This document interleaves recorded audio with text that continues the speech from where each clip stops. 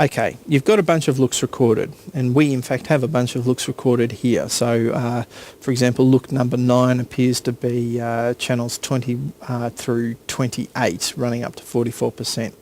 And you decide, oh, you know what, I want to add in 29 at 44%.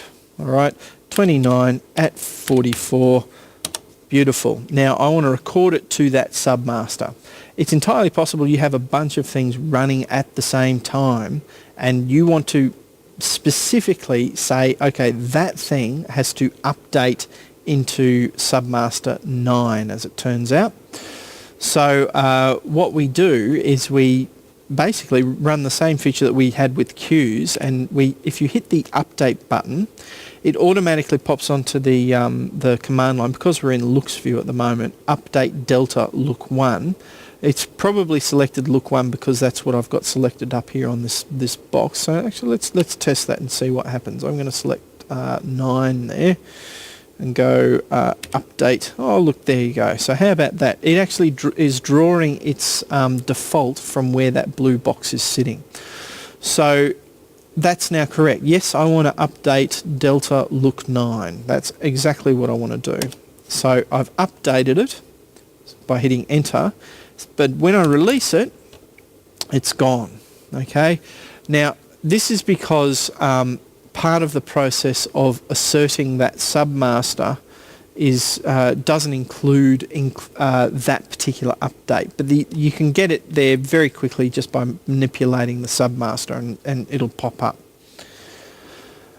Likewise, doing the same thing in blind. So I'm going to put a bunch of submasters up. Now, the way the broadcast industries tend to work is you have a bunch of submasters working at any particular time, and you might go, you know what, I need to tweak what is in submaster 3. How am I going to do that? All right, we're going to enter blind mode for looks. Same as before, you hit blind mode, and blind just toggles between live and blind. So when I hit the blind mode, in this particular version of the software, it's thrown me back out into queues, but we can get back into looks quite happily. We're in blind mode in looks, and whichever one we select is the one that is shown on the screen to the right. So we go, okay, here it is in look number 3. What I need to do is I just need to take 42 out. 42, we don't want it there, or we actually want it at 80%. All right, so I'll just wheel it down on the wheel and get it to 80%. And we're going to update look 3. Yes, that's correct. Update the delta in look 3. That's exactly what I want it to do. Done. All right, that has been done blind. Out here in the world of live and back into looks, you'll see that that channel is still showing itself to be now I've forgotten which channel it was. Let's have a look. Of course I've got a channel overriding it.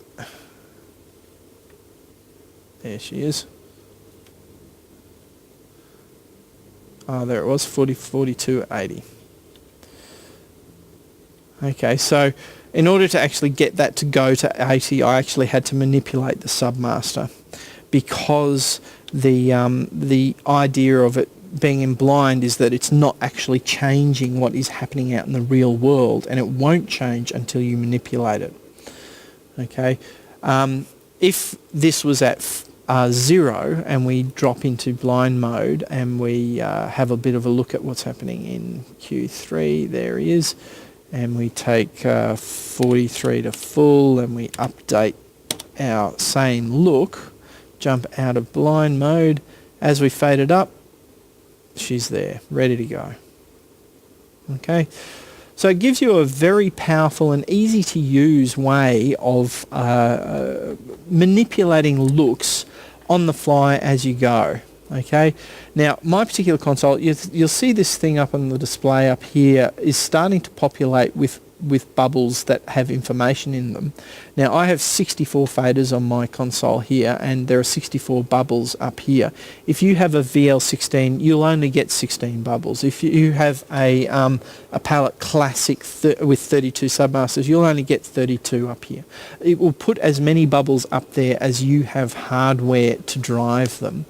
Now these bubbles are very handy because they give you just a visual reference for what the levels are at any particular time, and they also in fact give you a virtual fader that you can control if you really want to, alright, as distinct from your main fader.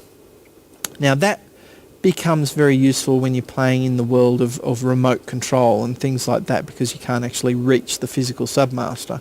But obviously there's a preference. If you can grab the physical submaster, you should probably do it.